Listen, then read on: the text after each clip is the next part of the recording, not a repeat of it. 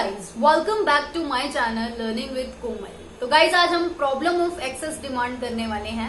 इससे पहले मैंने प्रॉब्लम ऑफ डेफिशिएंट डिमांड का meaning, causes, consequences with diagram explain करे थे।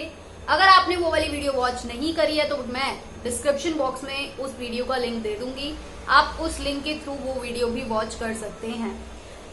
चलिए फिर आज की वीडियो को स्टार्ट करते हैं गाइस। इस वीडियो में मैं आपको प्रॉब्लम ऑफ एक्सेस डिमांड का meaning with diagram, causes and consequences सब कुछ कराने वाली हूँ। तो स्टार्ट करने से पहले अगर आप चैनल पर न्यू है तो गाइस जल्दी से चैनल को सब्सक्राइब कर दीजिए, साथ ही साथ बेल आइकन जरूर प्रेस कीजिएगा। जब आप बेल आइकन प्रेस करते हो तो गाइस ऑल वाले बटन पर क्लिक करना, ठीक है, और वीडियो को स्टार्ट करने से पहले एक लाइक कर दीजिए। चलिए फिर शुरू करते हैं। तो गाइस सबसे पहले बात करेंगे मीनिंग, क्या मीनिंग है इस एक्सेस डिमांड का। तो जैसा कि आप स्क्रीन पर देख ही रहे हैं कि excess demand means excess of AD, यानी कि एग्रीगेट डिमांड जो है वो ज्यादा हो रही है, एक्सेस में है, डिमांड लोग ज्यादा कर रहे हैं, ठीक है। इसको हम बोलेंगे एक्सेस डिमांड, यानी कि एडी एग्रीगेट डिमांड जो है वो ज्यादा हो रही है। अब यहाँ पे हमसे एक बात और बोली गई है कि demand is said to be excess when it is more than what is required for the fuller utilisation of resources. कहने का ये मतलब है कि जितने हमारे पास रिसोर्सेज अवेलेबल हैं, जिनका हम यूज करके आउटपुट यानी कि प्रोडक्शन कर सकते हैं, है ना, सप्लाई कर सकते हैं, उससे ज्यादा ही डिमांड की जा रही है। कहने का यह मतलब है जितने हमारे पास रिसोर्सेज अवेलेबल हैं, यानी कि जितनी हम सप्लाई प्रोड्यूसर जो है वो अवेलेबल करा सकते हैं, उससे ज्यादा ही लोग यानी कि कंज्यूमर्स, हाउस होल्ड जो है वो डिमांड कर रहे हैं। तो बेसिकली यहाँ पर एडी ज्यादा है एएस से, यानी कि एग्रीगेट डिमांड ज्यादा है एग्रीगेट सप्लाई से, ठीक है। AD crosses its full employment level, जो एडी है वो फुल एम्प्लॉयमेंट लेवल को क्रॉस करती है, ठीक है, यानी कि एग्रीगेट डिमांड ज्यादा की जा रही है। अब हम इसके मेजरमेंट की बात करेंगे, यानी कि डायग्राम समझेंगे गाइस। तो डायग्राम आप स्क्रीन पर देख ही रहे हो, जैसे कि ओ वाई एक्सिस पे हमें गिवन है एग्रीगेट डिमांड यानी कि एडी, उसके बाद ओ एक्स एक्सिस पे हमें गिवन है इनकम और जीडीपी हमारा। तो जैसा कि आप देख रहे हैं 45 डिग्री का ये जो एंगल जा रहा है ये एग्रीगेट सप्लाई को शो कर रहा है, ठीक है। तो अब हमें यहाँ पे बीच में दो लाइंस नजर आ रही हैं। जो पहली लाइन है वो एडीपी है, यानी कि प्लान्ड एडी, और दूसरी है एडीएफ यानी कि फुल एम्प्लॉयमेंट एडी। तो जैसा कि आप देख रहे हैं कि दोनों के बीच का जो डिफरेंस है वो एक्सेस डिमांड को शो कर रहा है, ठीक है। जो एडीएफ लाइन है यानी कि एडीएफ फुल एम्प्लॉयमेंट एडी है, वो क्या शो कर रही है, the required level of AD for full employment in the economy, कि भाई इतनी ही होनी चाहिए एग्रीगेट डिमांड जो फुल एम्प्लॉयमेंट इकोनॉमी के अकॉर्डिंगली, लेकिन हो कितनी रही है। ADP line show planned AD which is higher than the full employment AD. तो एडीपी लाइन शो कर रही है कि हाई फुल एम्प्लॉयमेंट लेवल से ज्यादा हो रही है डिमांड। तो जो ये वर्टिकल डिफरेंस है एडीएफ और एडीपी और एडीएफ के बीच का, ये हमारा कहलाएगा एक्सेस डिमांड, ठीक है। अब हम बात करेंगे कॉजेज की, क्या रीजन होते हैं एक्सेस डिमांड के। तो जैसे कि मैं आपको बता दूं, टू पार्ट्स में ये डिवाइडेड है, in a two sector closed economy और in an open economy with government. तो सबसे पहले हम डिस्कस करेंगे in a two economy, in a two sector closed economy. तो जैसा कि आप स्क्रीन पर देख ही रहे हैं, there are two principal causes of excess AD in a two sector closed economy. तो इसके जो है टू प्रिंसिपल कॉजेज हमें डिफाइन किए गए हैं, डिस्क्राइब किए गए हैं। तो पहला है increase in private consumption expenditure, मतलब प्राइवेट कंजम्पशन एक्सपेंडिचर में इंक्रीज आया, इसकी वजह से क्या हुआ, एडी जो है इंक्रीज हुई।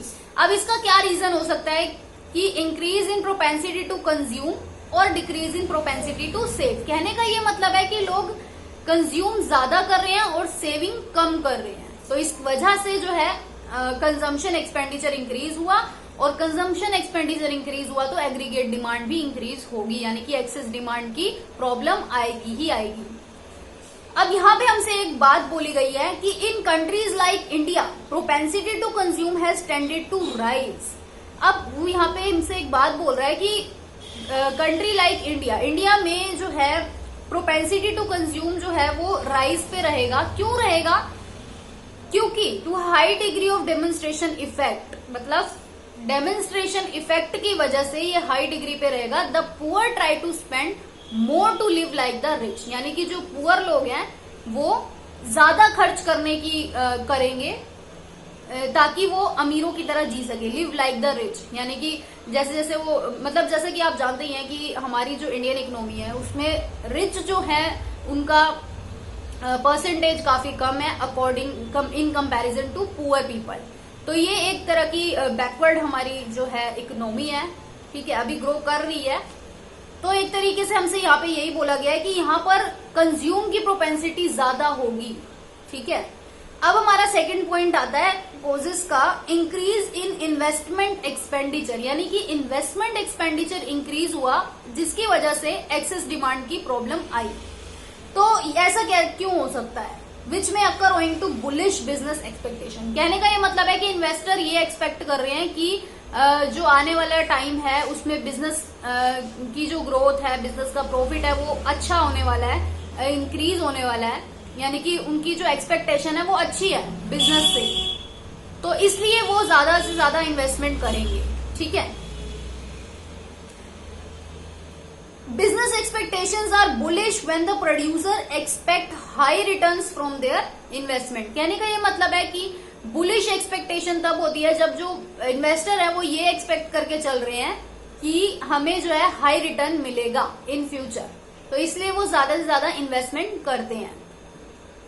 अब आता है हमारा next topic, in an open economy with government. अभी हमने पढ़ा इन a two sector closed economy, अब हम पढ़ेंगे इन an open economy with government.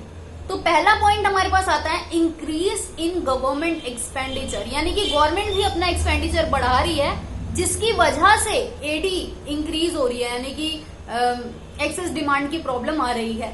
तो owing to its expending commitments for the development as well as welfare project in the economy. अब government अपने expenditure को बढ़ाएगी क्योंकि उसने गवर्नमेंट ने कमिटमेंट दिया है कि हम सोशल वेलफेयर करेंगे, डेवलपमेंट करेंगे।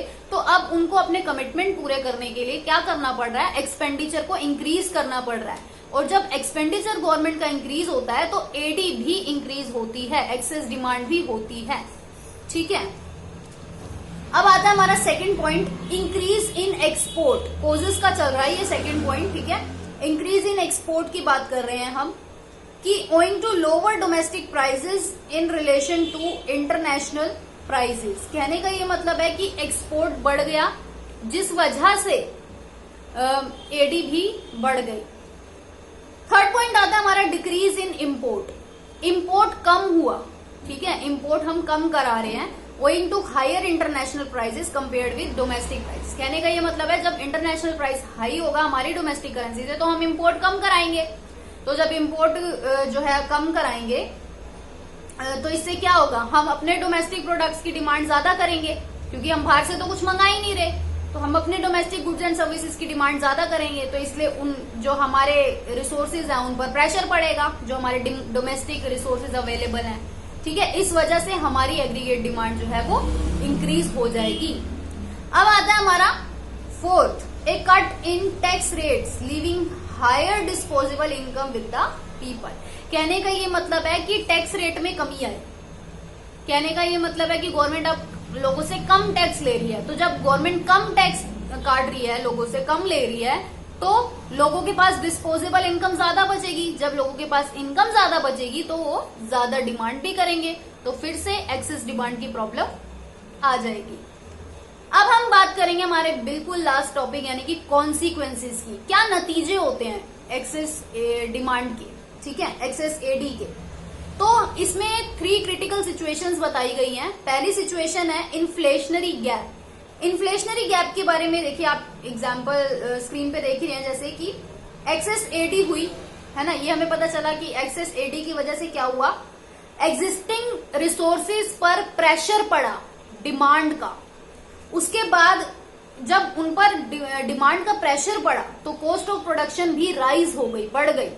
जब कॉस्ट ऑफ प्रोडक्शन बढ़ गई तो जनरल प्राइस लेवल भी बढ़ जाएगा, जब कॉस्ट ऑफ प्रोडक्शन देखिए जब बढ़ जाती है तो इसका मतलब जो प्रोडक्शन कर रहे हैं कॉस्ट ज्यादा आएगी तो ऑब्वियसली बेचेंगे भी ज्यादा प्राइस पर, तो इसलिए जनरल प्राइस लेवल भी जो है वो राइज हो गया।